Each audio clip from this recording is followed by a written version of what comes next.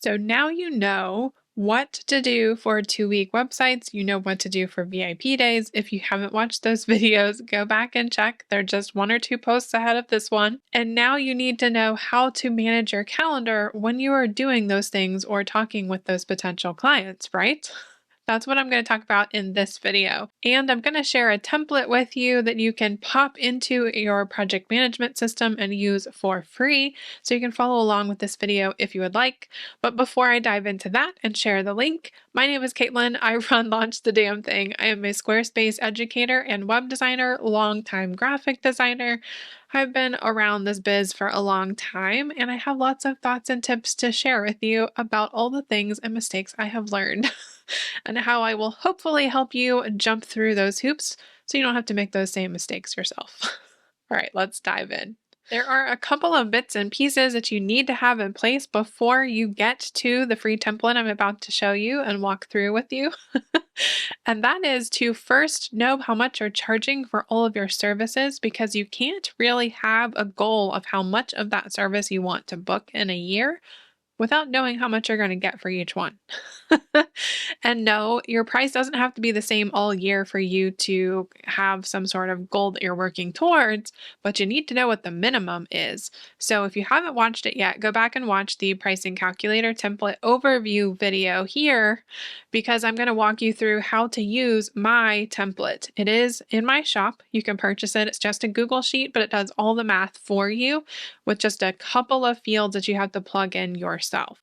So go back and do that first, or at least follow along with the video and write it down on paper so that you know. That way, you're going to have an idea of, okay, if I charge this many dollars for this service, how many of that service do I need to book in a year to make this amount of money total? Once you have that idea, now we can move forward. The other piece is, once you have your pricing set and you're not sure exactly how to lead your clients through discovery calls, make sure you watch this video next, because that's going to let you know how I run my own discovery calls, which, I mean, hint, there's not a lot to them. I mainly just listen. But if you want to know like when to bring up the project availability and stuff like that, also watch my process videos on the 2-week process and the VIP process, in addition to that discovery call video, because then you'll have a better idea of where I bring up the calendar and how I actually use this template in my business. I'll try to cover that a little bit today, but that kind of needs a little bit more context. So if you get lost, go check out those videos too. All right, now let's hop into my template. This is what it looks like on the inside of the ClickUp template from the list view. And when I say list, I mean list of tasks in quotes, or actually records, items, whatever. But ClickUp typically refers to them as tasks. So every task or line item in this list is a project spot. And each spot has a start date and a due date. That is the start and end date. The end date is the due date. So if you give each task a set of dates, whether it's the same date, for example, VIP days are both the same day, you could also not do a start date at all and just have a due date. That's probably a lot easier. And then for a website project, you can do a start date and end date for multiple week project. You can also set this status. This is for you and your funnels and your processes. It is not public facing. The availability column is public facing. That's the one your client will see when they look at the public view of this calendar. The number interested is a label field where you can pick the label that matches the number of people who are interested in any particular spot. And this will display on the outside or the public view of the calendar your clients are looking at. If you want to just type a number, that's also an option. I would not use both of these though. I would just do one or the other. And then if you want to remember who's interested specifically, you can manually write in the names of the people just so you can remember them. And then the value field is why I told you in the previous section of this video that it's really important to know how much you are charging for your services and be comfortable in that number, because that can help you calculate how much you can make in a year if you fill all of the spots that you plan to have in your calendar. So if you assign that value here, let's say, for example, that you're going to charge $3,000 for a 2-week website project. If you do that, if you're on a paid plan of ClickUp, you can use these calculate features, and you can see right now as of recording, the unlimited plan is only $7 a month, so it's very affordable. If you're using something like Notion, that part is free for account users, but you can calculate the total value of this entire column. And if you assume, because you got to believe in yourself, manifestation is real.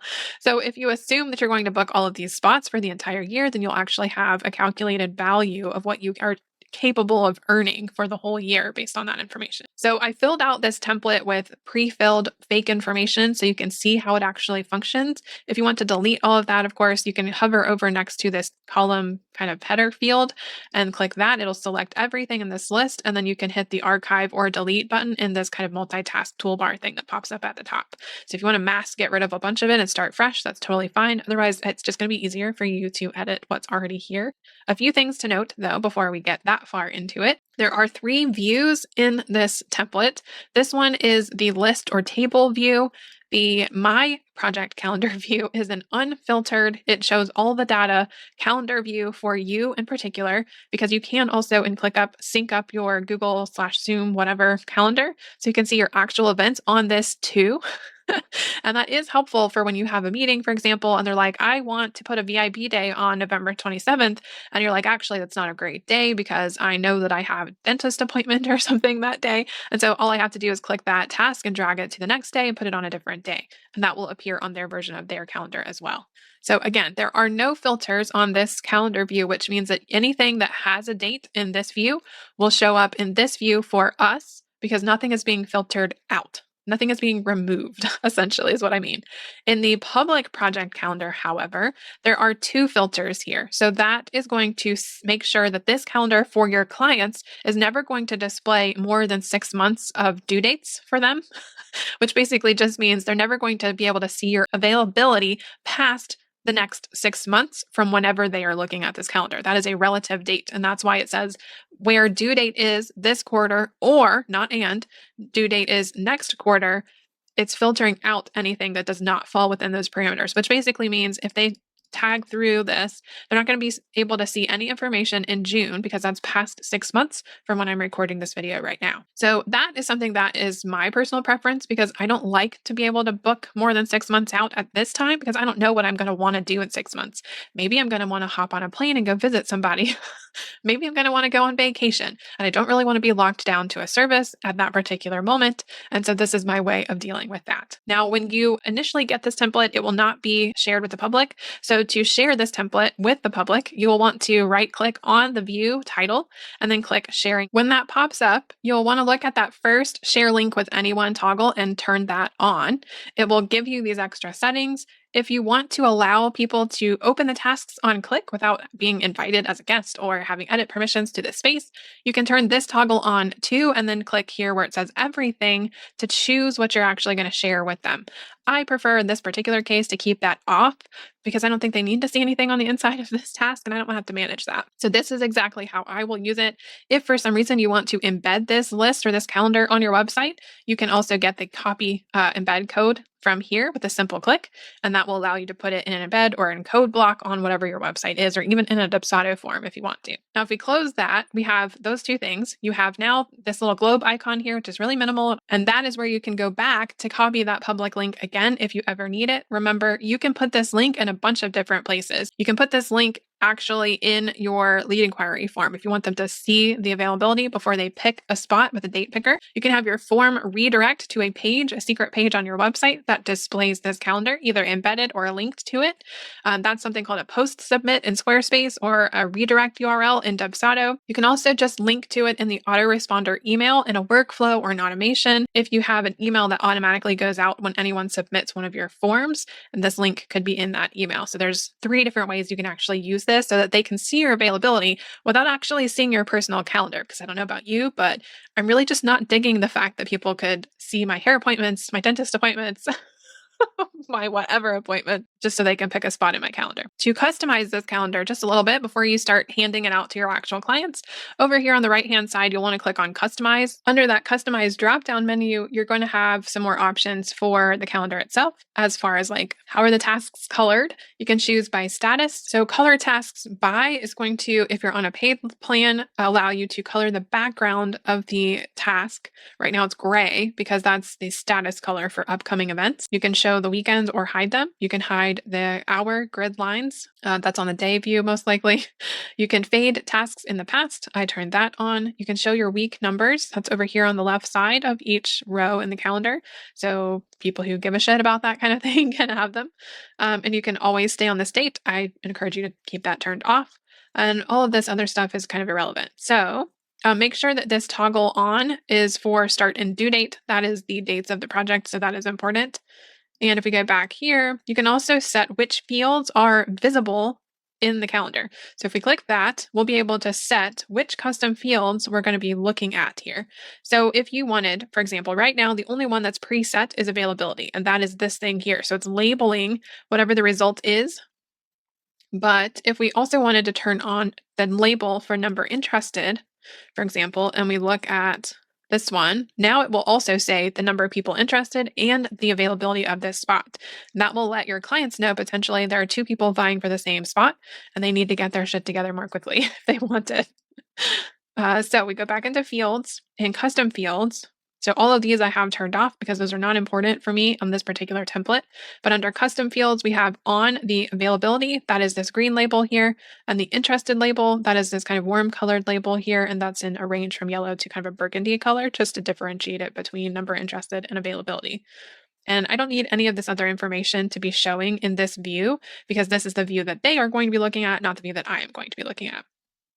If we click on this My Project Calendar, this is the version that I will be looking at. So if you want to customize that, then you can go into that same area, Fields, Custom, and then turn on the value, turn on the label for number interested, and maybe the who, and then maybe click Auto Save in case you want to save your changes without having to click Save every time. And now you can actually see all of this information. So when you are looking at this version of the calendar and just see the little globe icon is not here for this, that means this one is not the public version that you are looking at. And if you want to change the name of it, that might help. You could change it to private calendar or something different. Just remember the public one is the one that you share with your clients, and that's the one that's public. So you are sharing that one with them. It has a different view and a different link. They will not be able to see both of these with just the link to one of them. That's one of the perfect things about project management systems like ClickUp that gives you lots of options. The Notion template does almost the same thing with two differences or exceptions. One, you can't, that I know of, connect your calendar to a calendar view in Notion, so you can't also see your appointments here in the calendar view, which is a little bit annoying. And two, you can't necessarily, that I am aware of, prevent people from opening the task and seeing the details inside. There just isn't that capability in Notion. If neither of those things bother you, this is a probably much easier way to handle this template. Notion tends to be easier to pick up. So if you're struggling with ClickUp and you just want something a little simpler, you have a little less control on the permissions side, but you also have a little bit of an easier time to set up the same way as it is in ClickUp. It has a project planner, which is a table or spreadsheet view of the list of tasks or items or projects or records, whatever you want to call them. It has all the same fields. It has the exact same set of statuses, and I am not logged in here in this window. So this is the view that your client would see if you gave them access to just this piece. So let me just back up a second here. So if I wanted to share just this view with the client, this is where it's a bit different and a little bit more of a headache because everything in Notion is so customizable, it's kind of manual. You would probably want to create a new page in Notion that has a linked view to your public calendar on that page so that you can pull it out of this area because you're not going to be able to do anything but copy the link to that view. And as you can see here, that just makes all of this very public.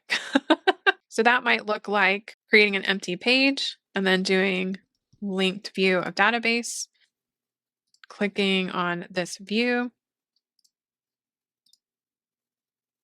And it has one filter, which will show the project that has a start date that is relative to today within the next 6 months. So it does the same thing that ClickUp does with every calendar view. Let's make this full width here. There we go. So now you have this kind of standalone calendar view, and you'd have to share this version with your client by going up here to share, publish to web, and then copying this link. You probably also want to turn off that duplicate as template because you don't really need to give them that capability. And refresh this page to that version. Now we only see the public calendar view in this incognito window where it does not know that I'm logged in. So let's go to February again. So let's say I'm the client now and I am interested in this February 12th spot. They can click that, but in your Notion account, or you can always click on any of these entry property names. And then where it says property visibility, just say always hide on anything that you don't want to be immediately visible. That doesn't mean that they can't click this button, 3 more properties, and see that stuff, but it just won't be public information from one click. So if we refresh this page, and click on that again. Since I've hidden those things, they're nested under this drop down. So you can sort of still hide them, but they can also click that and see that, even though this is the view where I am not logged into Notion. So just keep that in mind as you put notes or whatever you're going to do in here. So let's back up. If the client says, I'm interested in February the 12th, it looks like that is a 2-week website spot and it's available. You go back to your logged in view. You notice the difference over here. So you can tell where I am. Since you have it open, you can say, okay, I will change that status to booking in progress. I will make my own status follow up to make sure that I follow up with this lead. And then the interested people, you could put in the number, 2 people interested. You could say who's interested, John and Jane. And if we switch back to their view, let's see what they see. So they will now see booking in progress and the status follow up because I did not hide that. So they can also see it in this view too. So I think the ClickUp calendar is a little bit more user friendly for all situations, basically, because the background color of the entry here is not white. It's easy to miss in here, except that the status is kind of a color. So in the ClickUp one, it's not as easy to miss the actual spots that are open because there are more colors, more distinctive colors in the ClickUp version. But the Notion one's pretty easy to use when you're first getting started. In your Notion account, if you don't want your status to be visible, just make sure you hide that too. And then in the calendar settings to display on the outside, let's also say we're going to allow people to see the number interested. And that's it. So also notice in this Notion version, it's not going to label these fields for you, which is a little bit strange, at least for the client. So it'll say 2-week website booking in progress 2, but it's not like that. There's no explanation for what that number means. So again, I think ClickUp has the leg up here because in that version, at least it says what the title is for that label. Potentially, you could fix that by just using a drop-down field like a select or multi-select option and then just label it 2 interested or 2 people interested. So now that we have the settings set, let's jump into how to actually use this thing. Now, when you hop on a call with someone for their discovery call and you're chit-chatting through, the things that they're struggling with, what they want your help with specifically, and it's time for you to decide when to actually book them in your calendar, you open this. You can grab easily the public project calendar link from here, click the globe icon, click copy public link, and pop that in the chat of your call, whether it's Google Meet, Zoom, Whereby, whatever you're using on the call. Send them the link so they can see this calendar on their side. This is what that will look like. Let's refresh the page so you can see the most updated version. So they'll be able to look at this. They won't be able to click on anything, but they can see when your spots are and they can tell you what date they want. And then all you have to do is in your My Calendar project, go to the same date. Let's say they wanted February the 12th. You can click on this and open it in your account, and you can set the status to follow up. That will color the background of the listing in this calendar, so you can see which ones you need to follow up with at a glance. And you can also click this Show Empty Fields here to fill in the bottom. So if you know that you have a couple people interested, you can say, okay, now 2 people are interested now that they just told me they want this date. And that will publicly display on the calendar for anyone who looks at it in the interim while you're going through this booking process. You can set the value for this project at whatever you quoted them if you need to make a note of it for yourself, especially if it's different than what you typically charge. And you can also list here in this who field who is interested? Who are these 2 people that are vying for this same spot? If you also, after you hop off the call or during, if you type fast, you can also use the description field to make a list of notes, bullet points, something, checklist, whatever you want to do to keep kind of fresh in your mind what to put in the proposal or the invoice, something specific they wanted to tackle. If you added a quote for branding on top of the website, something along those lines, it's a great place for you to put in that information. If you're not using something like Dubsato's call notes or something like that for that purpose, it works great in here too, because this is also part of the calendar, which ideally you are looking at all the time, every time you meet with a client, right? So if you filled in that information, let's put in a couple of names here, Jane and Jim, for a very stereotypical example. And then I will click out of this little pop-up. And now I can see in my project calendar that because I set the status of this to follow up, the whole background is yellow. And then I can see that I've listed 2 people are interested in this particular date. It's still available because neither of them have finished the booking process yet. I can see the value of this spot to me as a service provider, and I can see who has been interested or who is interested in this spot. But if we look at the client view for February the 12th, let's just refresh that page now that we made the change.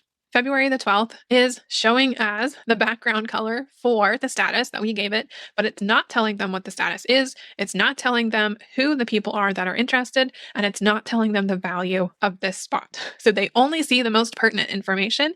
And this kind of yellow follow-up color is sort of like a warning, cautionary color. So hopefully it'll make it stand out a little bit more, and they'll be more inclined to get off their ass and finish that booking process so you can change that status. Typically, I don't change the status until the project is actually booked. So let's talk about that. After the client has signed the contract, they've paid their deposit, they have completed the proposal, not in that order.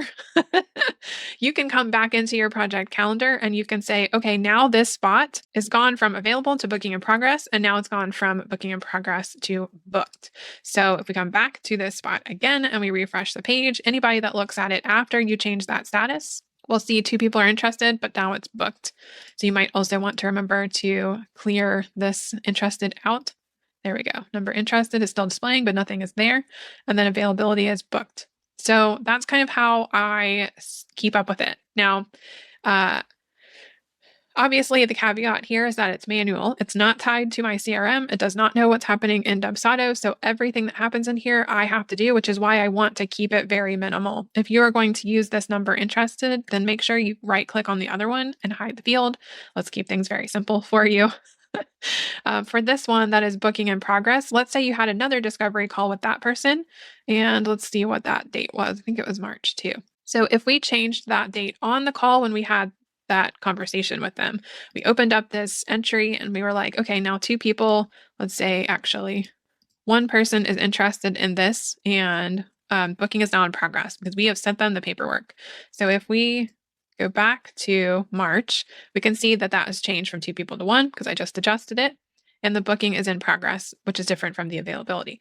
So that's kind of how it works. You have to manually change it. It's not reliant on anything you're doing in Honeybook or Dubsado. It's just a very simple database for me to track where my spots are, what they look like on a calendar, where I can actually also see my own events if I have connected my calendar to my ClickUp account, and for me to set information based on how I want that project day to run, what I want it to look like, how much I want it to be worth, who's interested in it, very basics, but for me to also display strategically certain parts of that information to the general public so that I don't have to do the back and forth thing with the email, because that's the most frightening part about this process, is to be sitting on a discovery call with someone and for them to say, okay, when are you available? You pull up your calendar and you take a look and you're like, um, that's never a good scenario. I hope that was helpful for you. I know that was kind of a lot, but you do get the free template either in ClickUp or Notion. You can pick when you sign up for it. So you don't have to create it from scratch. You'll just have to edit a few of those settings to make sure that they are representing whatever you want to represent or displaying whatever you want to display. So go grab that if you haven't already, and then come back and watch this video again if you get stuck anywhere.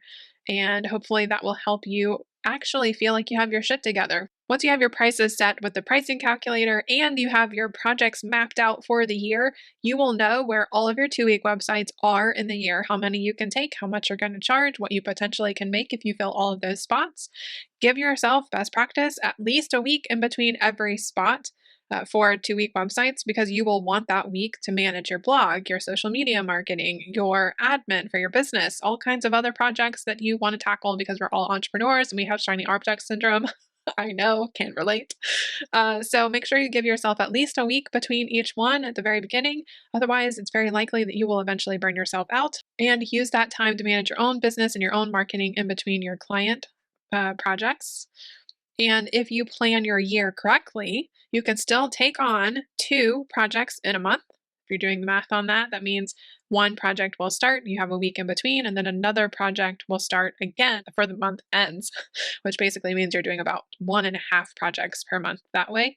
But so just plan it out carefully. Keep balance in mind. Balance is very hard to achieve, but you do want to attempt some balance in your life. Otherwise, you will end up working your ass off and burning yourself out in the process.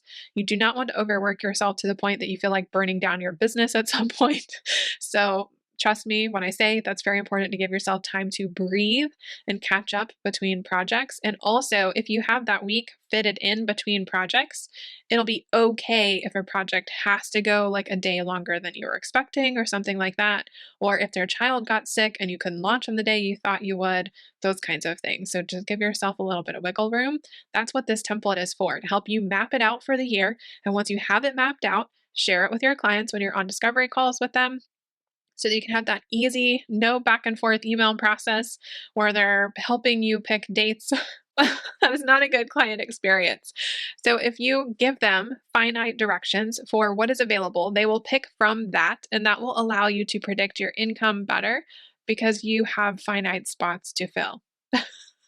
So I hope that was helpful for you. If you have thoughts about diving more into this template or you have questions about what you could do with it, leave a comment below, share your thoughts. If you had an aha moment, please also leave a comment and tell me where your mind blew out of your skull.